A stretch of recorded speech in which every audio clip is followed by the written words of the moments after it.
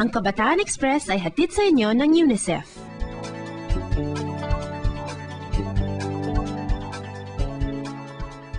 Isang espesyal na episode ang hatid namin ngayon. Isang dokumentaryong gawa ng Camarines Norte Bureau.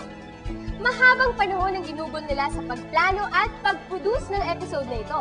At sa kanilang pananaliksik, marami silang natuklasan, pati na ang pagmina ng ginto. Panoorin natin ito.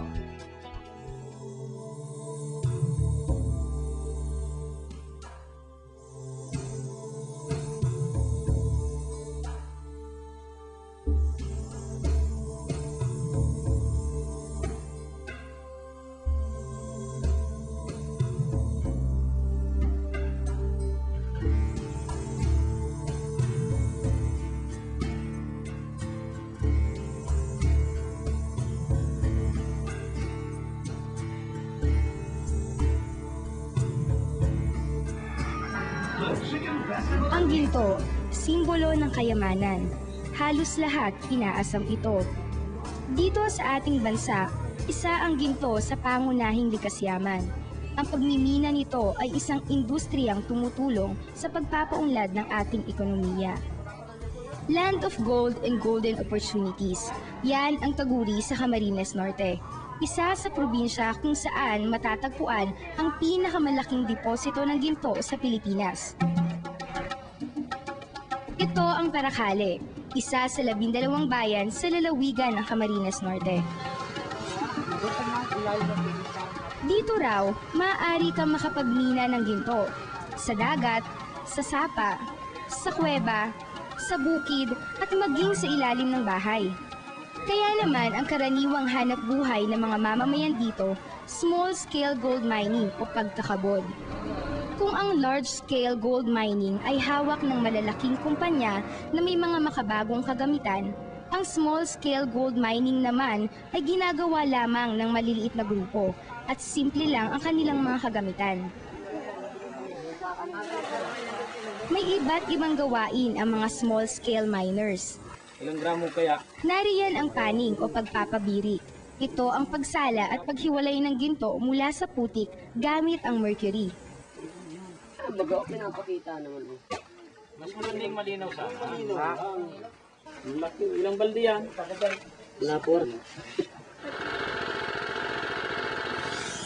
Isa pang gawain ang compressor mining, kung saan lumulusong ang mga minero sa balon upang kumuha ng lupa na may ginto.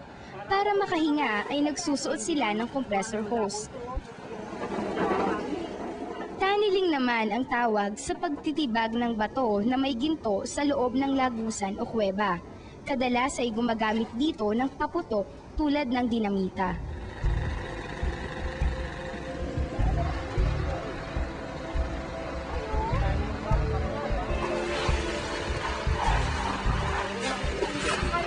Delikado ang pagmimina, pero madali raw ang pera rito. Kaya naman, maging mga kabataan ay naaakit sa ganitong uri ng trabaho. Ayon sa Philippine Rural Reconstruction Movement o PRRM, ang bilang ng mga kabataan na nagtatrabaho sa mga small-scale mining villages ng Camarines Norte ay tumaas mula sa 233 noong 2001 hanggang sa 813 noong 2004.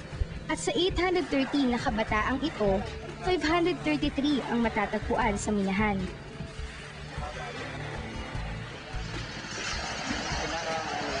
Mula sa paghukay, pagtitibag, paggiling sa mga bato, pagpapabiri hanggang sa pagluluto ng ginto ay ginagawa ng mga batang ito.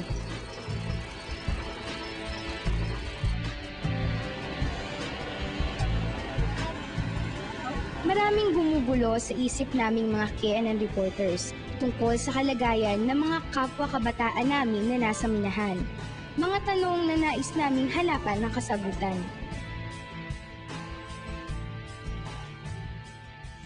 Ang Kabataan Express ay hatid sa inyo ng UNICEF.